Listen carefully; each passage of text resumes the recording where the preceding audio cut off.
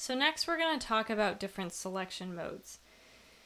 We already mentioned some of the handy shortcuts or hotkeys like Command A, which selects, again, I need to be in Photoshop, selects the whole thing. If I hit V, I can go back to my move tool so that I can see what I'm doing. And then to hit Command D, deselects everything.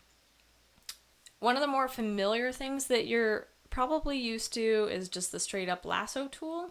If I hit L, it automatically selects that. And then there's 3 different lasso tools here.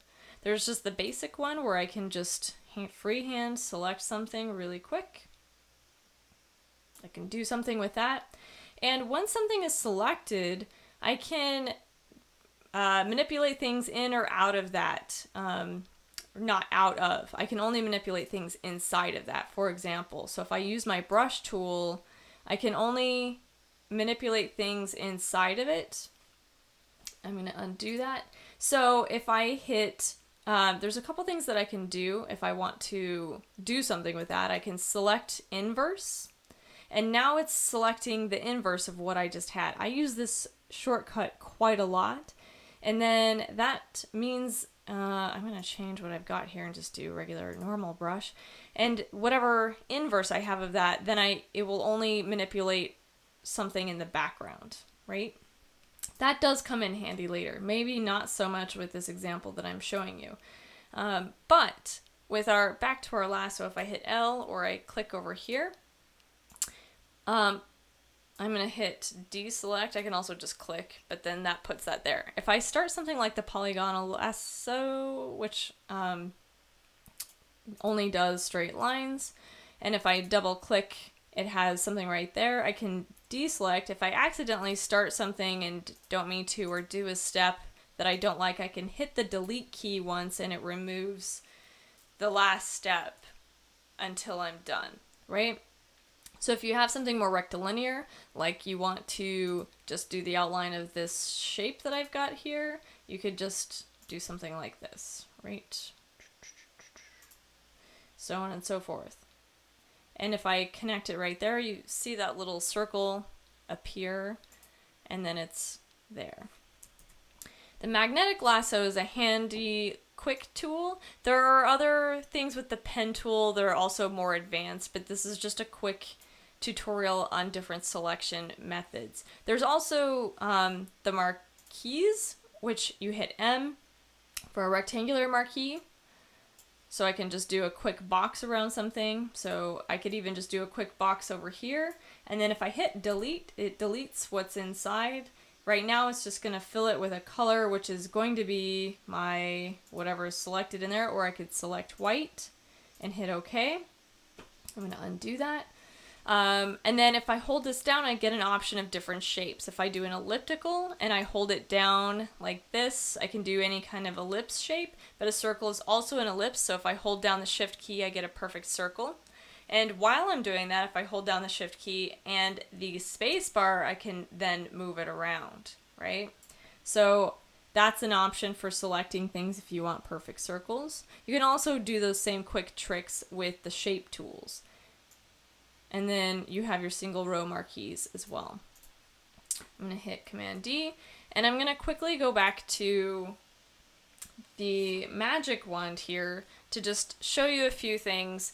It's a quick cheat, but it'll get you to what you want. Let's say I want to outline this whole shape. It does help if you have value contrast, so this might look easier, but if I have just like a regular color photograph and there's not a lot of contrast between different edges, it gets trickier. But what's really great about this is that it's like a magnet. It grabs on to an edge and it will trace along that edge.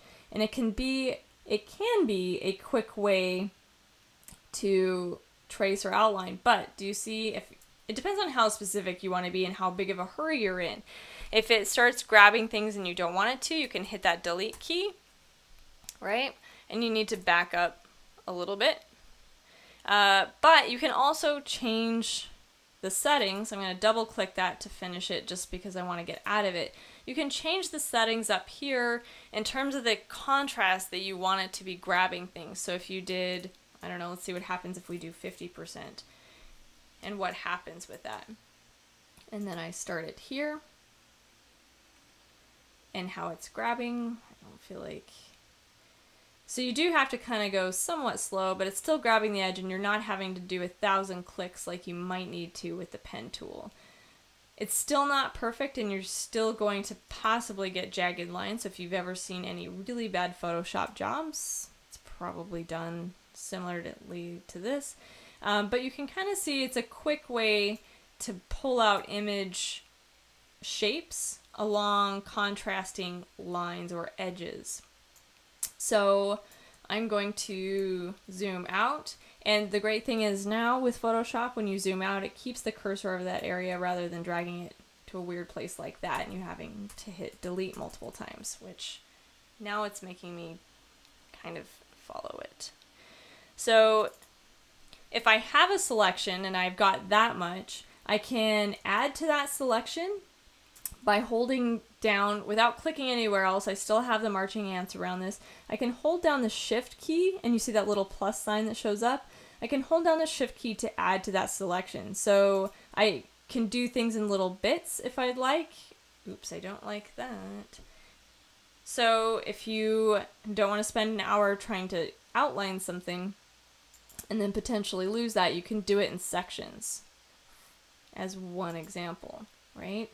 And so I'm going to go around, maybe add that, and keep going. If I want to remove something like this gap here, I'm going to hold down, oops, I was holding down the shift key to add, so I'm going to hold down the option key to remove. So I'm going to click in there, I'm going to trace that out,